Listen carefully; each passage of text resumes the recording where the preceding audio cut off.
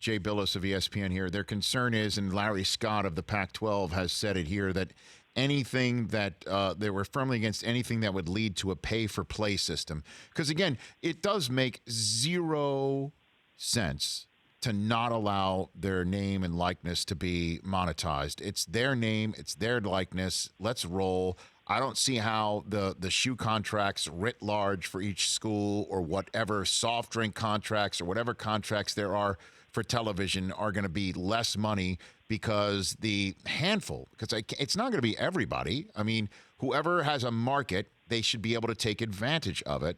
How does this, however, lead to what they're saying pay-for-play system? How walk me through that logic, Jay. Well, what I think what they're concerned about and where this may lead is the idea that if you do have players, say we have an open system where players can monetize their name, image, and likeness, the schools are going to find that difficult to deal with. So what they may wind up doing is saying, look, it's so much easier for us to just pay the players and then be able to control what they do. Rather than have this system where, we may have a contract with McDonald's and another kid is doing a deal with Burger King, or, they just like with the coaches, the coaches can't go out and endorse whatever products they want to. They have to get approval from the university. And the reason they have that, the university has that approval is because the coach signs a contract and they pay for that right to be able to tell them that they can't make money outside their contract. So the easiest thing to do for the schools is just sign players to contracts. And look, I get that. It just strikes me as really odd that Larry Scott and his brethren, Bob Bowlesby says this all the time. And look, they're both great guys, but I just don't agree with this stuff. Bob Bowlesby, the commissioner of the Big 12, says constantly, if we ever pay the players, we will have forever lost our way in college sports. And you're like, why is that the issue? Instead of you don't hear any of these guys saying, look, if we ever start playing 9:00 games on weekdays, we will forever have lost our way. Or if we ever start selling these players for billions of dollars, we will have forever lost our way. If we ever start paying coaches $10 million, we will forever have lost our way. If we're going to lose our way over the players, we lost our way a long time ago. And if these players are old enough to sell, they are old enough to make money. And especially when every other student is allowed to do it. Like, we don't have these rules in place for, the journalism student on scholarship that can go out and write a book, or the music student on scholarship that can go out and cut a record, or, play in a band and make money while they're in school. We celebrate those as like these money-earning entrepreneurs. But an athlete, boy, we got to keep that contagion in, or everything's going to be lost, and dogs and cats are going to be living together, and it'll be chaos.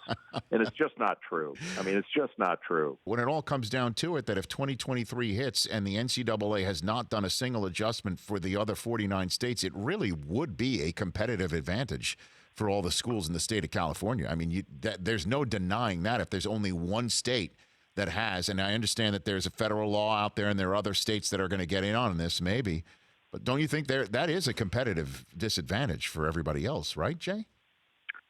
Yeah, and all they have to do is pass the same legislation in their own state, and they're just fine. I mean, it's really simple. And what this is going to do is just a catalyst that's going to force the NCAA to do something. And that's basically what this legislation is designed to do, is that I think California and the truth is the United States Congress. I mean, I've spoken with numerous different senators and representatives who call for information, and I talk about this all the time, talking about it on your show. I'll talk to anybody about it, so they can ask me whatever they want.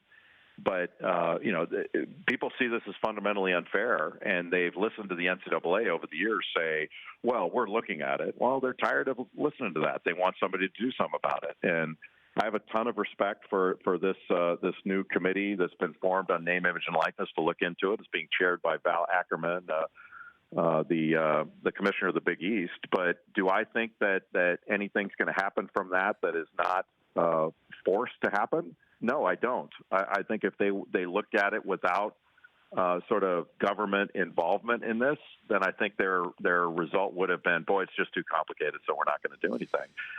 But now it's a lot less complicated, and they'll find a solution when the government is pushing the issue. That's an awfully big stick that the government's holding right now. For more of The Rich Eisen Show, tune to Audience Channel 239 on DirecTV for free on BR Live or download the Rich Eisen Show app.